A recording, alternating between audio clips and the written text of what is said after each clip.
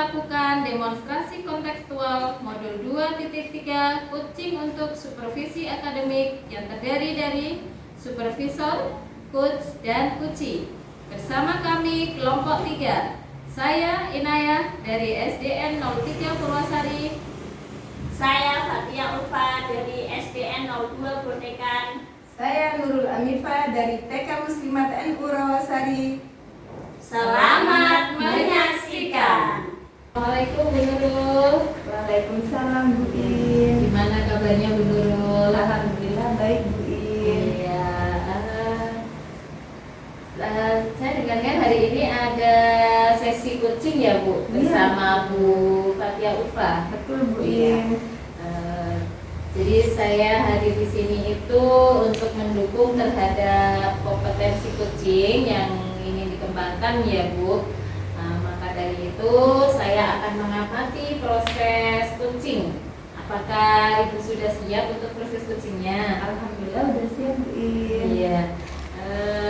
Sebelum dimulai, saya akan menjelaskan kepada Ibu.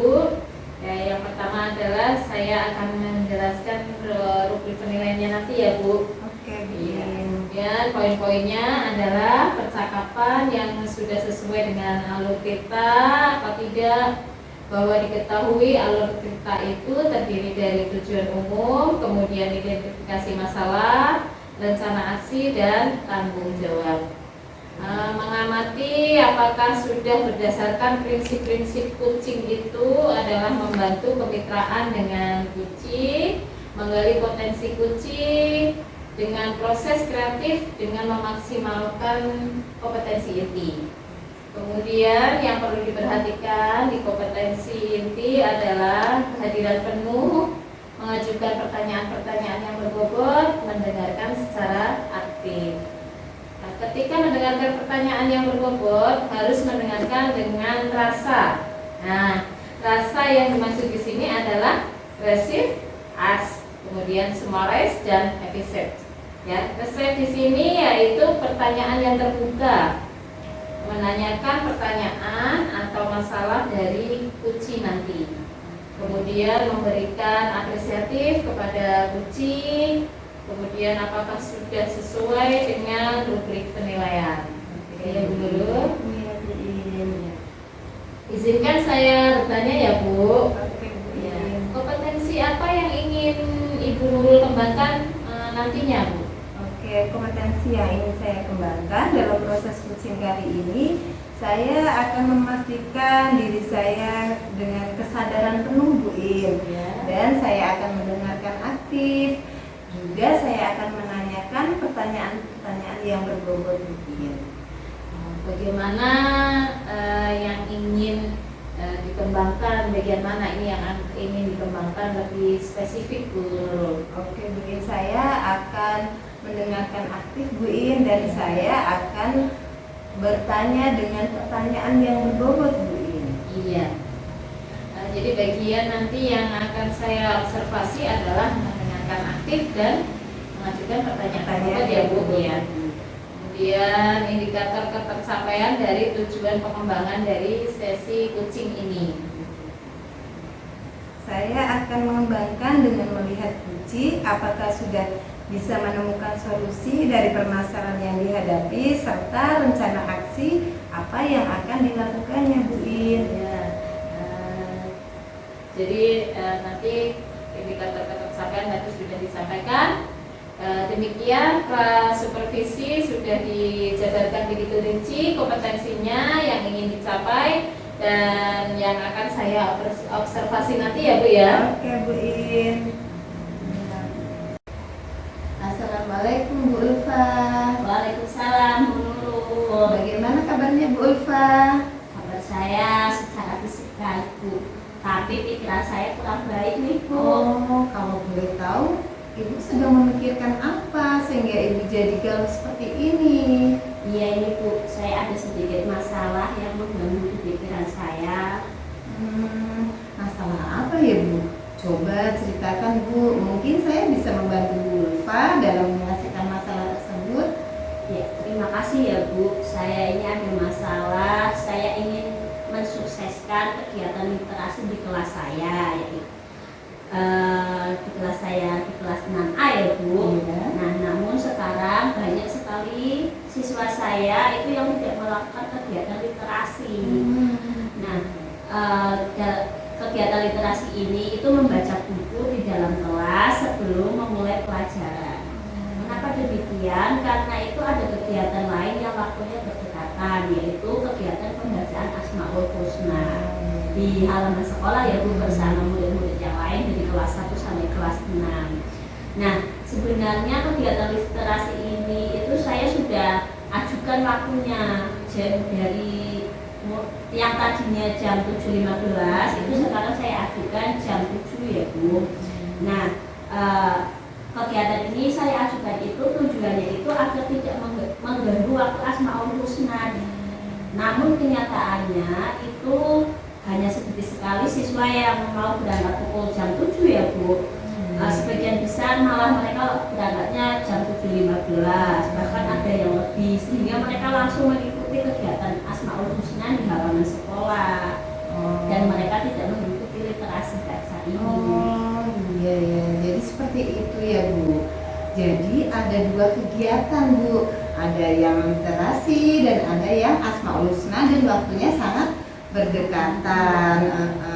Dan itu dilakukan di halaman sekolah dan tidak mengikuti literasi baca di kelas lebih dahulu. Iya Bu, itu masalahnya. Sehingga program kelas tentang kegiatan literasi baca ini tidak berjalan dengan baik.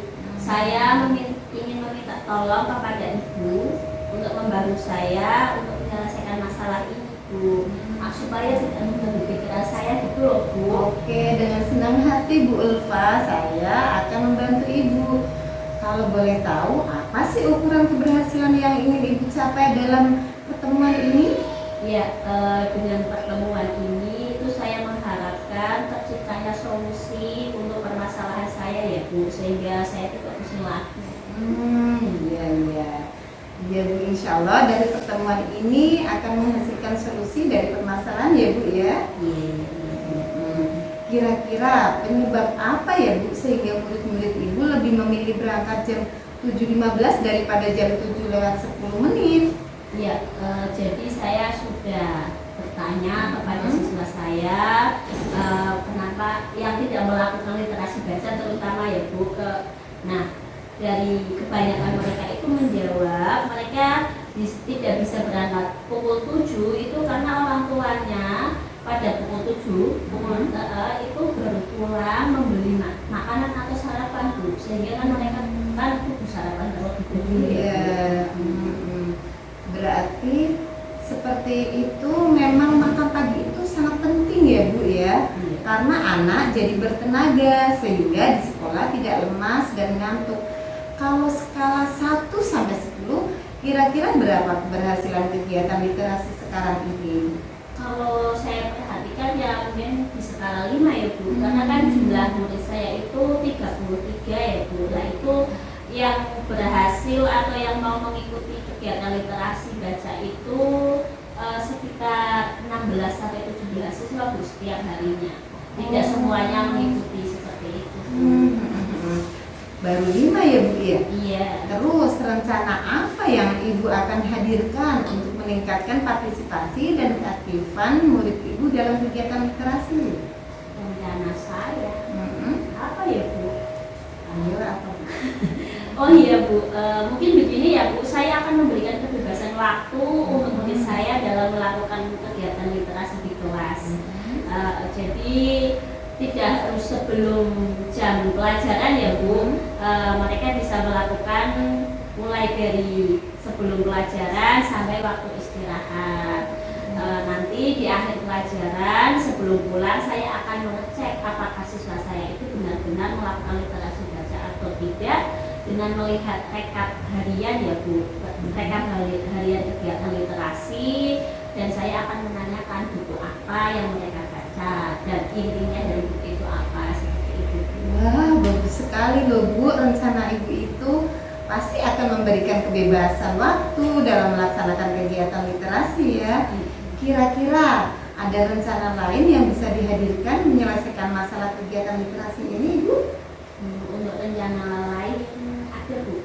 dengan meminjamkan buku bacaan ya, buku bacaan yang ada di pojok baca ya Bu, untuk dibawa pulang siswa ke rumah. Oh iya, bagus juga Bu. Berarti ada dua alternatif rencana untuk kelancaran kegiatan literasi ya Bu ya. Terus prioritas yang akan dilaksanakan dalam meningkatkan kegiatan literasi yang mana dulu Bu? Kemungkinan saya akan melaksanakan kebebasan waktu kegiatan literasi terlebih dahulu Bu, karena dimungkinkan dengan meminjamkan buku ini itu anak akan lupa membawanya Bu. Ya, jadi takutnya hilang, padahal kan buku itu kan inventaris sekolah ya Bu. Oke, berarti prioritasnya kebebasan waktu dalam kegiatan literasi ya Bu ya. Iya. Namanya rencana terkadang tidak selamanya sesuai harapan ya Bu. Mungkin saja ada gangguan atau halangan yang muncul. Kira-kira apa yang akan Ibu lakukan untuk mengantisipasi gangguan dalam kegiatan literasi ini Bu? Ya, memang benar ya Bu, rencana ini bisa nantinya akan muncul gangguan. Nah, untuk mengantisipasinya agar saya bisa berjalan sesuai dengan rencana saya, itu saya akan selalu mengingatkan kepada anak-anak saya ya untuk membaca buku, dan saya akan menjelaskan manfaat dari membaca buku tersebut. Selain itu saya akan mengingatkan kembali bahwa dalam tes ujian ya, itu kan soalnya kadang-kadang panjang-panjang ya Bu. Itu baik di semester akhir ataupun saat ujian ya, sehingga kalau tanpa dilatih dengan sering-sering membaca itu, maka ini anak itu tidak akan terbiasa, makanya harus dilatih dengan literasi tersebut. Betul, ya bagus Bu. Bagus banget loh Bu Ulfa, mengantisipasi gangguan yang bisa saja muncul dengan mengingatkan murid membaca buku dan meningkatkan motivasi murid selalu seperti itu tadi disampaikan, menjelaskan manfaat membaca atau mengingatkan kembali tentang tes yang soalnya panjang sehingga terkadang malas membacanya ya Bu ya. Padahal jawaban ada di bacaan loh, karena tidak literasi ya Bu ya. Nah kemudian Bu, ukuran keberhasilannya rencana aksi Ibu ini kira-kira apa ya? Untuk ukuran keberhasilan ya yang muncul itu dengan muncul kemandirian siswa saya dalam melaksanakan literasi baca tanpa diingatkan secara terus-menerus. Kalau berdasarkan skala ukuran keberhasilan yang ingin saya capai ya sekitar 9 sampai 10 ya Bu, dimana setiap murid ini yang masuk sekolah itu membaca buku literasi dan tanpa perlu saya ingatkan secara terus-menerus. Ya bagus sekali, berarti Ibu ingin benar-benar memaksimalkan ya Bu ya, kegiatan literasi berjalan lancar dengan skala 9 sampai 10. Terus kira-kira kapan rencana tersebut mulai akan dijalankan Ibu? Mungkin mulai besok ya Bu, saya akan menyampaikan pentingnya kegiatan literasi dan juga memberikan kebebasan dalam kegiatan membaca. Bisa sebelum awal pembelajaran, baik itu sebelum Asmaul Husna ataupun saat waktu istirahat mereka bisa membaca. Oke. Kira-kira siapa yang akan dilibatkan dalam menjaga komitmen ini bisa benar-benar berjalan dengan baik Ibu? Ya, karena ini spesifiknya itu di kelas ya Bu, yang saya libatkan ini adalah guru mapel Bu. Ya, jadi saya akan mengajak guru mapel untuk mensukseskan kegiatan literasi baca ini. Ya, dan saya juga akan meminta beliau pada saat pelajarannya, terutama itu pelajaran agama dan PJOK ya Bu, untuk mengecek siapa saja yang sudah membaca atau belum sebelum direkap. Oke, bagus sekali Ibu. Nah sekarang menurut Ibu yang melibatkan guru lain ya Bu ya, berarti solusi masalah Ibu sudah terselesaikan. Bagaimana perasaan Ibu sekarang? Ya, saya ini merasa lebih lega ya Bu, dan beban pikiran saya sedikit berkurang karena permasalahan ini sedikit terpecahkan juga ya Bu. Oke. Saya mengucapkan terima kasih ya Bu, karena sudah membantu saya dalam menyelesaikan masalah ini. Iya, sama-sama ya Bu Ulfa, semoga segera diimplementasikan. Nanti jangan lupa kasih tahu Bu Nurul. Oke, siap Bu. Terima kasih. Wah, luar biasa sekali Bu Nurul. Tadi sudah melaksanakan proses coaching ya dengan Bu Fatia Ufan. Perasaannya bagaimana Ibu setelah melakukan coaching tadi? Alhamdulillah Ibu, senang sekali untuk kegiatan coaching kali ini berjalan sangat lancar. Kalau kita merujuk pada indikator ketercapaian dari pengembangan kompetensi Ibu, kira-kira apa saja yang sudah Ibu lakukan? Oke, baik Bu. Selama proses coaching, saya sudah melakukan tahapan dengan alur cerita dengan menanyakan tujuan, identifikasi masalah, rencana aksi dari Kuci, serta tanggung jawabnya. Selain itu, untuk menggali jawaban dari Kuci, saya bertanya dengan menggunakan pertanyaan-pertanyaan yang berbobot Ibu, dan saya mendengarkan aktif dan kehadiran penuh. Iya. Sudah tercapai semua ya Bu ya? Alhamdulillah sudah. Iya. Bu. Jadi tujuan pengembangan yang diharapkan kemudian karena tadi sudah tercapai semua, izinkan saya menyampaikan pengamatan yang sudah tadi saya lakukan ya Bu. Oke Ibu. Berdasarkan pengamatan saya tadi, menurut saya tadi Bu Nurul sudah sangat bagus sekali, sudah sangat baik sekali karena sudah menggunakan alur cerita. Kemudian juga sudah menanyakan tujuan kepada Kuci, kemudian bisa mengarahkan identifikasi masalahnya dengan baik, kemudian merencanakan aksi untuk menyelesaikan, memancing Kuci untuk berkomitmen dengan penuh tanggung jawab dan menjalankan rencana aksinya. Kemudian dan juga sudah menerapkan prinsip-prinsip dalam coaching, ya, di mana Ibu fokus dengan Kuci Ibu, kemudian artinya Bu Nurul ini sudah melakukan kesadaran penuh, kehadiran penuh, kemudian mendengarkan aktif dan mengajukan pertanyaan yang berbobot yang telah disampaikan pada pra-supervisi tadi ya Ibu ya, yaitu dengan fokus-fokus yang ingin saya amati tadi. Menurut saya sudah sangat baik sih Bu, sudah dilakukan, kemudian mampu menyampaikan harapan yang ingin disampaikan pada pra-supervisi tadi. Berarti tujuannya sudah tercapai semua. Kemudian dari hasil coaching tadi, kira-kira kompetensi apa yang ingin Ibu tingkatkan berikutnya? Oke Ibu. Untuk kompetensi ya Bu, saya ingin mengembangkan lagi untuk lebih jauh lagi memanfaatkan teknik coaching Ibu. Menggunakan alur tirta supaya bisa menerapkan baik pembelajaran di kelas maupun bersama rekan sejawat. Gitu Ibu. Iya. Jadi semoga kompetensi tersebut bisa dikembangkan ya Bu, sesuai dengan harapan Ibu Nurul nantinya, dan semoga bisa mencapai kompetensi-kompetensi yang diharapkan dengan memperbanyak praktik coaching, gitu ya Bu ya. Ya. Kira-kira ada hal lain yang ingin disampaikan Bu Nurul kepada saya?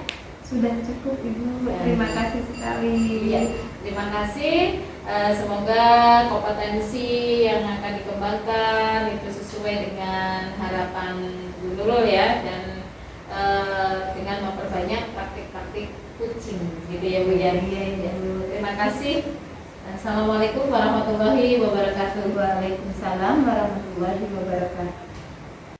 Demikian demonstrasi kontekstual modul 2.3 coaching untuk supervisi akademik dari kelompok 3. Wassalam.